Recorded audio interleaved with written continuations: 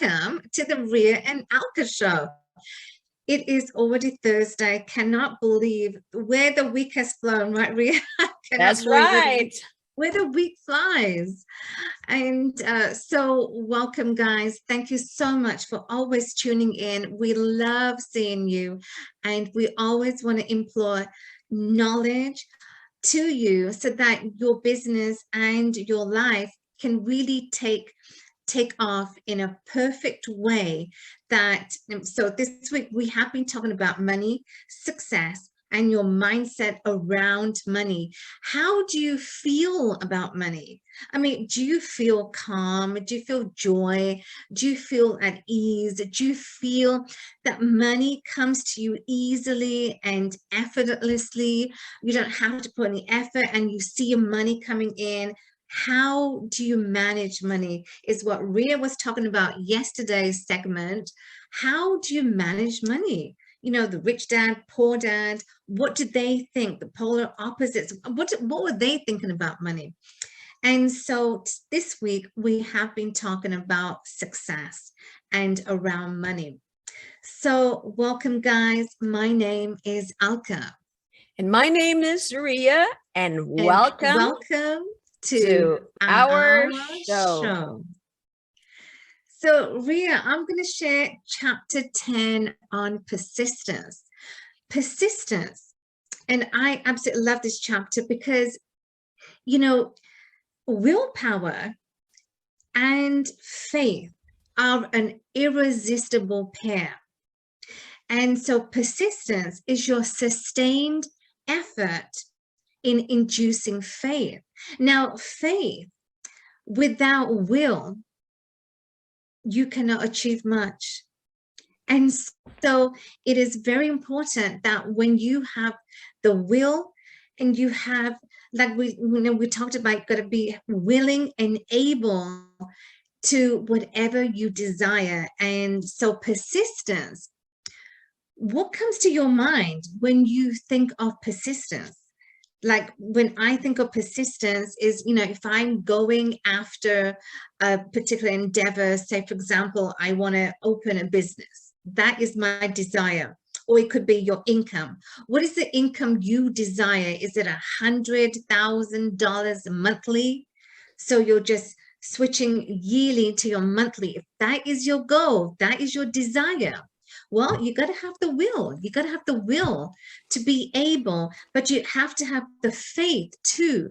And also believe. Belief is very important. Belief and faith are two very important ingredients when it comes to persistence. Now, last week, I shared with you, he wanted to be mentored by Thomas Edison, and his name was Bradley Shaw, who wanted to be mentored by Thomas Edison, and he went all the way to New York by train, and he could not afford a train ticket.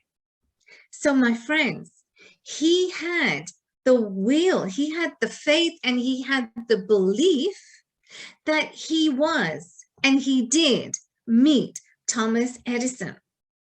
He went to his laboratory in New York. So my friends, if that was not persistence, if that was not the will that he had to meet Thomas Edison, if he did not have the belief, and he did not believe in himself that, oh, I don't think I'm going to meet Thomas Edison. If he had those limiting beliefs already set in, there would be no way he would meet Thomas Edison. But in the Think and Grow Rich, in this book by Napoleon Hill, you know, there've been many millionaires that have been made through this book. And this book has reached millions of people around the globe, because it is very powerful when you begin to see persistence. When you go after something or you go after someone, you are persistent. You are persistent. You don't give up on that first defeat, on that first obstacle, or that first challenge that comes. So Rhea, when you think of persistence, what comes to your mind and how do you go about, because, you know, a lot of people, you know, when they face challenges or roadblocks, they give up. Yes, What thank can you, you share Alka. with that? Yes, I'll share several. So I look up the meaning of persistence, and persistence is, it is a firm or obstinate continuance in a course of action in spite of difficulty or opposition. So it's a continuance, right? Despite of difficulty or opposition. So what I can share with our viewers is, when I buy these properties, some of them come easy to me, especially when they're in the MLS listing. But when I go for off-deal markets, where I have to court the owner, they're owners and they do not know that they are sellers yet to me. So this is where I persist, because those owners do not know that they're selling to me. So I'll give you an example. Just recently, last year in October, I saw an apartment. It's an apartment that was advertised online for rent. It was not for sale. So the owner, I met him because I was persistent. He has 5 units, but he only advertised this one vacant unit. So what I did, I sent him an email. I said to him, hey, are you interested in selling your property that's advertised for rent? And he was, you know, in the beginning, he said no to me. I'm not interested. Now, the second time around, I saw it came back again for rent. I then emailed the owner and I said to him, hey, are you interested? I'm still persistent.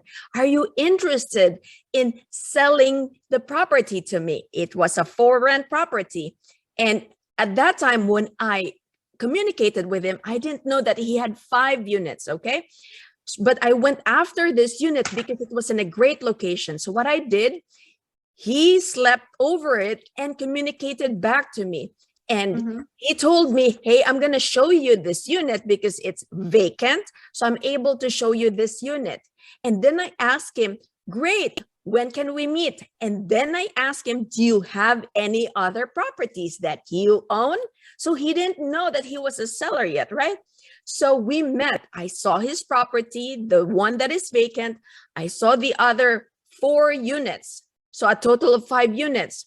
And then, you know, when you have the negotiation of the price, his ask was way high, right? But I gave a 50,000 buffer. So his ask was close to 450,000. So I offered him 400,000 and he backed out. He's like, oh, I'm not selling at this time. So I just I kept his information and I told him, that's okay. No problem. Remember me when you plan to sell. He said, yes, I'm not selling right now because of the tax consequences when I sell. I said, no worries. I'm going to reach out to you next year. And that year was this year. So again, in January, I reached out to him with no foreign sign that I saw. Okay, I just reached out to him.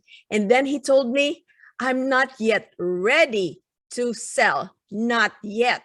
So what I'm doing now, I'm keeping him in the back burner, but I'm going to persist because I know hopefully one day from him being an owner, he's going to be a seller. So despite the difficulty and the opposition, the seller or the owner could have, you know, I'm not yet ready. There's tax consequences when I sell. Don't give up. I'm not giving up.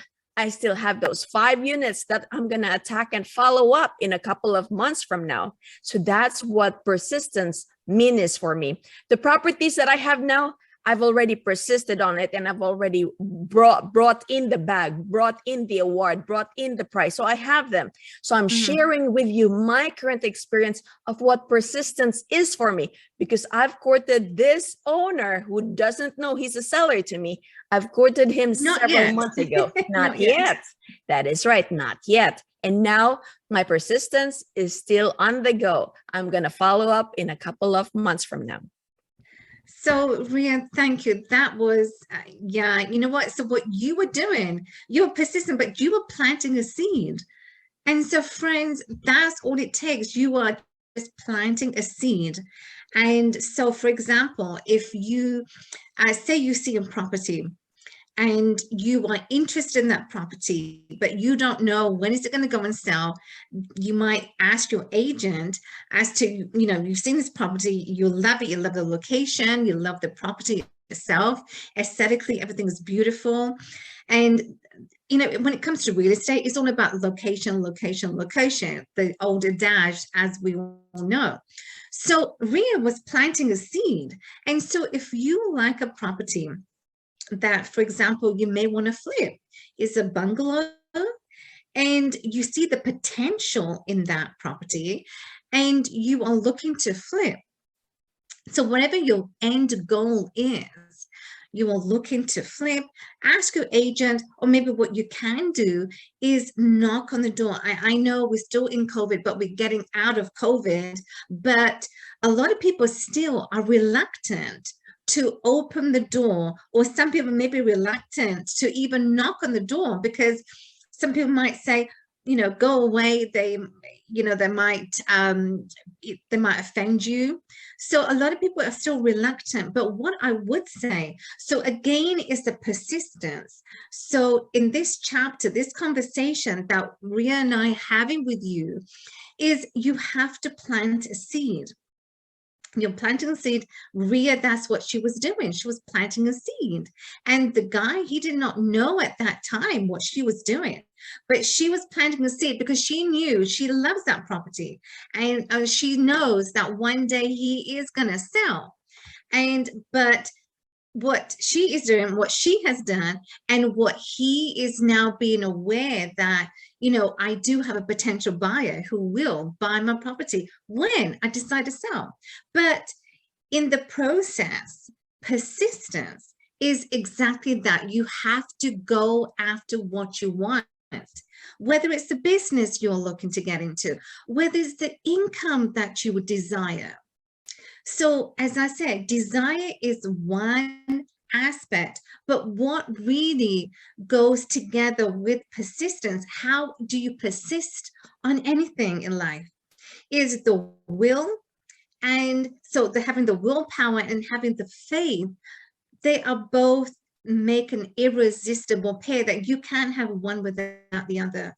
And Ria, you know, it is so true as well that you got to have the belief, because if you don't have the belief in you that you can do something or accomplish something, you are going to set yourself up for failure. And failure is the one thing. Also, I just want to make sure that when we fail in anything, that does not mean we have failed in life. That does not mean that we give up. Failure actually leads to success. But if you are willing to see that, so if you're willing and able to get back up and dust yourself off and really go after and persist what you are wanting. So Ria, you know what, when we talk about failures, it's not the failure that we have to sort of give up in defeat. Failure will lead you to success. That's right.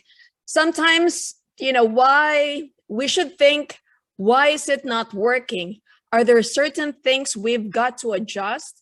You have to go back to the drawing board and think about the strategy of how you're attacking, of how you're addressing the problem. So yes, persistence is the key, but also you have to readjust. You have to pivot to the obstacle. You know, there's thousands of ways to get to Rome.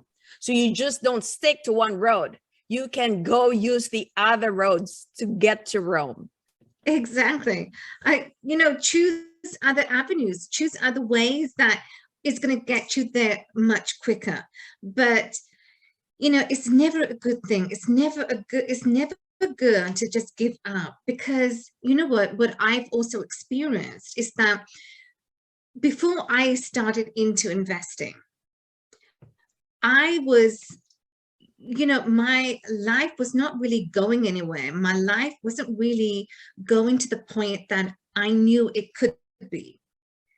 But I didn't give up. And although there were so many roadblocks and challenges that came my way, But what I do believe is that the challenges, the adversities that come our way is a testament by God, is a testament.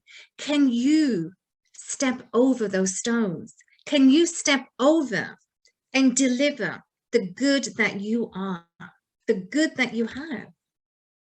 My friends, it is very, you know, sometimes when I think back, I get goosebumps because it was not a very easy road, as Ria said. You know, think about different other avenues that you can take to see your life to where you want it to be, to how you desire. And so when I look back as to how my life was, it was going nowhere. I was in a job that was in a dead-end job, you know, just over broke. But it was enough just to pay bills. But that does not mean I was satisfied in my job 100%. And so if I had given up, in spite of the challenges, in spite of the adversities that was happening in my life, and if I did not persist to, you know, what I'm doing today, if I did not persist, if I did not believe in myself 100%, then nothing would have happened. And that is what today Ria and I are sharing with you on persistence. That's what I love this chapter. It's so powerful that you have to be persistent. You have to persist when you know what you desire is so much bigger, is so much bigger than you. And that's what makes it powerful. Because when you have the willpower, you have the faith in you, you believe in you, that is the key, that you believe in you. And with that, when you believe in you, you can lift mountains. It is so powerful. So my friends, I just want to leave this thought with you, because I know it is so powerful. This book in itself, Think and Grow Rich, it is so powerful. But when we think about all the millionaires, all the people that we know today, Thomas Edison, who invented electricity, to many others as well. If they gave up on their invention, right, Ria? If they gave up on the invention, do you think we could acknowledge them today of what we are reaping their rewards? I don't think so. What do you say? That is right. I won't be seeing you right now because Exactly, it's too me dark. too. But friends, you know what? I want to leave this thought with you, is that whatever you truly desire, as I mentioned, whether it's the business you endeavor, whether it's the income you desire, be willing, be able, and have that faith in you that is possible. Because the mere word impossible is I am possible. And my friends, yes, you are. And so with that thought, we've come to the end of the show, and Ria and I, we love just engaging with you. We just love imploring knowledge on you because, you know, it's for your best. It's for your, you know, for your life, for you, your family, your loved ones. You manage your money, you manage your success around money. It's going to change. It's going to change your life. So Ria, thank you so much, my amazing co-host. And thank you so much, guys, for always tuning in. We'll love being with you and just